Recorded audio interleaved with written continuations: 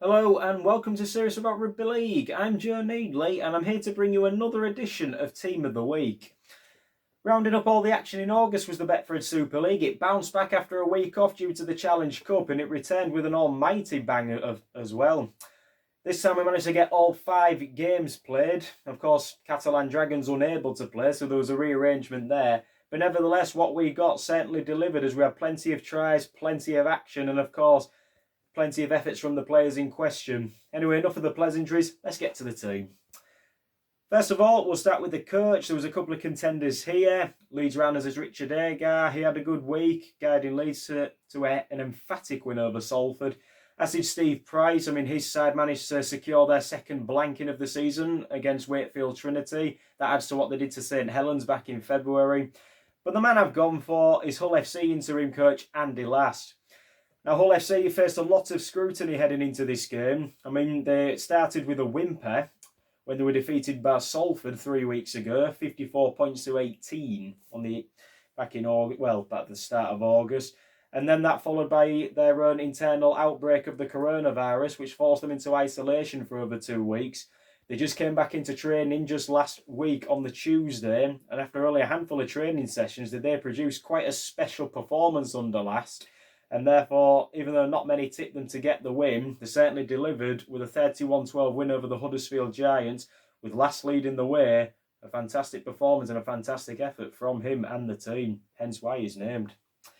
On to the fullbacks now. There were a couple of contenders here. St Helens' Lachlan Coote had a great game for them once again. I mean, more than worthy of the song that they've done after him, but that's another story. Gareth O'Brien, he had a good game as well for Castleford, despite going down to Wigan. However, the one I've gone for is hat-trick hero Richie Myler. Now, Myler did release a statement saying the sooner the fans get back in, the better. He is missing that almighty Headingley crowd, not only just the brass band, but as well as the fans as well, as he stated. But no, Myler, he really did have a good effort. I mean, 3 tries against his former club Salford, as well as 8 tackle busts, 3 attacking kicks and 164 metres as well. Fantastic game, and I mean, he's full of experience, full of quality. Many were saying he's past his best. Turns out he's far from it with such a performance, and therefore he's well worthy of a place, and Myler is selected.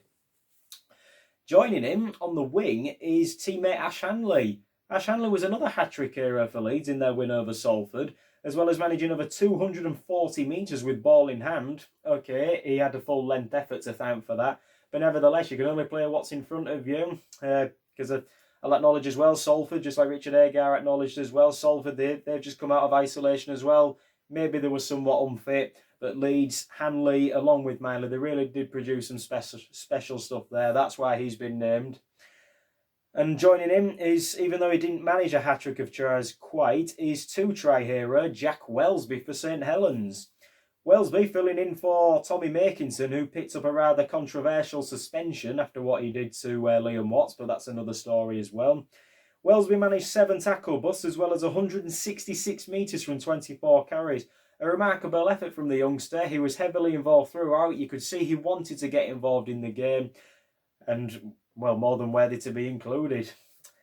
At the centres now, I've gone for another Leeds Rhinos player. I'll just quickly say that I'm not being biased here, so I'll get that message out there. I've gone for Liam Sutcliffe at centre. I'll just go with Sutcliffe first. He managed 3 try assists, as well as 15 tackles, 4 busts, and 174 metres from 20 carries. A fantastic effort from Sutcliffe. He's another one who's been under fire at Leeds, but he really came out of the blocks and really produced some top stuff for the Rhinos. And joining him is Hull FC's Josh Griffin. Now, the reliable and somewhat adaptable Josh Griffin, he was a try scorer in their game against Huddersfield, but as well as that, managed 17 tackles, 5 busts and 143 metres with ball in hand. And as well as that, he came in and filled in for Mark Sneed, who limped off with a rather bad leg injury. So Josh Griffin came in and took over the goal-kicking duties. 3 from 3, not a bad effort from the centre there. So both Sutcliffe and Griffin, well worthy of recognition, and they're chosen as the centres for this week. Halfbacks, somewhat controversial this one. First of all, at standoff, I've gone for Blake Austin. Austin, another hat-trick hero, funnily enough, but don't worry, it's not just about try scorers. Austin, he, as well as that, he managed an assist, so that's 4 of the 6 tries that he had a hand in. As well as that, 19 tackles, 19 busts, as well as 91 metres there for the game for Warrington. They successfully shut out, Wakefield Trinity.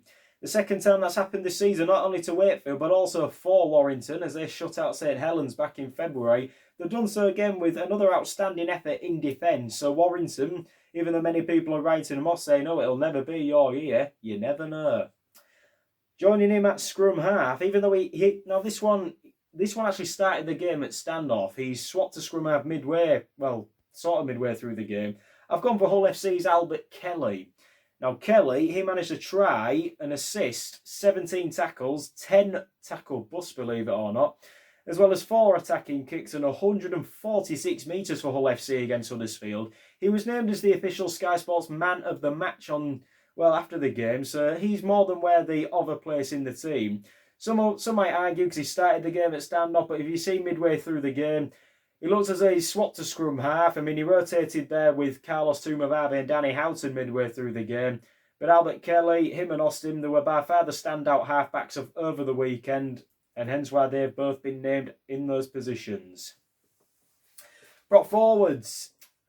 Now this one, the first one's rather straightforward. I've gone for St Helens' Alex Walmsley. Now Walmsley was a try scorer in their game against Hull Kingston Rovers on Sunday, as well as 37 tackles, 5 busts and 132 metres. Walmsley's always been a juggernaut. He's always been difficult to stop, and he's still got plenty of life left in him. And joining him is Leeds Rhinos youngster Mikolaj Oledzki. Now, Oledzki was another try scorer for the Rhinos in their win over Salford. But as well as that, 38 tackles, 3 busts and 175 metres. You could tell he wanted to get heavily involved. He's got a point to prove. I mean, he wants to be part of Leeds' starting 17 every week. That goes without saying. But Oledzki and Walmsley, it was a fantastic effort from both of them. They edged out competition in the likes of Joe Bullock and Liam Watson and even Hull FC's Jack Brown as well. So therefore, Mikolaj Oledzki and Alex Walmsley are both named at prop. Hooker. Now, this was actually the most difficult one of the lot, this one. I'll go through the nominees first. Sam Powell, he had a good game for Wigan against Castleford, as did his opposite number Paul McShane in the game. It was a battle royal between those two, but neither are included. Others, there's Matt Parcell. I mean, he led by example for Hull Kingston Rovers and caused St Helens plenty of trouble. I mean, but then again, opposite number James Roby as well. He had a top game for the Saints, all his experience. I mean, even Christian Wolf pointed out he was surprised that Roby was still going for nearly the full 80 minutes once again. And then, of course, Hull FC's Jordan Johnstone, or JJ as he's called by head coach Andy Last. Johnstone, he had another good game as well. 2 try assists, 48 metres as well with ball in hand. But the man I've gone for is former Man of Steel, Darrell Clark. Now Clark, try assist, 42 tackles, 8 busts and 134 metres. He really helps run Wakefield ragged in this one. I mean, there's no wonder that Warrington, even though they started somewhat slow, but it was professionalism by all accounts, and Clark led the way, hence why they eventually pulled away to a 36-0 win. A very professional performance from him and the team, and it's why Darrell Clark is chosen. Second rows, another difficult one. Although there were only 3 standouts, 2 are chosen. I would say one of the standouts was Ben Curry, who, funnily enough, showed that he still has a lot of pace, even for a second row, scoring that try against Wakefield, as well as 29 tackles and over 200 metres. But the 2 I've gone for, it's their hard work throughout their games. I've gone for Wigan's Liam Farrell and Hull FC's Manu Mao on this occasion. Starting with Farrell, he scored a try, provided an assist, as well as 29 tackles, 9 busts and 160 metres with ball in hand. Farrell, I mean, he was somewhat the difference for Wigan in their game. I mean, Wigan, they won that game in the forwards, albeit with a couple of controversial calls going their way in the game.